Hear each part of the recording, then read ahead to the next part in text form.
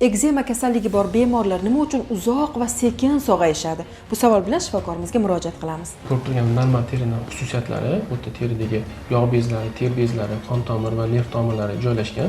Aynan teriga kontakt bo'lgan sohada terida yog' bezlari, ular ter bezlarining faoliyatining o'zgarishi, teri ustidagi mikroflorasining o'zgarishi, ya'ni terining himoya qobig'ining o'zgarishi natijasida terida xuddi sizda ko'rib turgandek holat yuzaga keladi. Bemorlarimizda kelishganda terilarida birinchi navbatda pufakcharak toshmalar, terining yorilishi, turli xil mana ko'rib turganingizda qonash belgilari bilan va kuchli qichish bilan namoyon bo'ladi.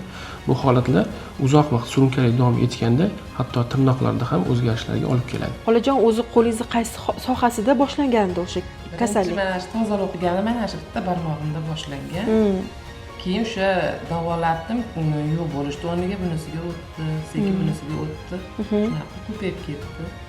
Mana endi hozir to'g'ri markaz tanlab, ertalasi yaxshi qarashyapti, hamma narsani hammasini tekshirishar ekan ular aytdi.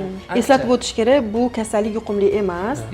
Faqat kontakt orqali yuzaga keladi va davolash choralarini bizning markazimizda to'g'ri holatda amalga oshirib, yaxshi natijaga erishiladi. Eslatib o'tamiz, sizning salomatligingiz uchun yakshanba kuni ham ishdamiz.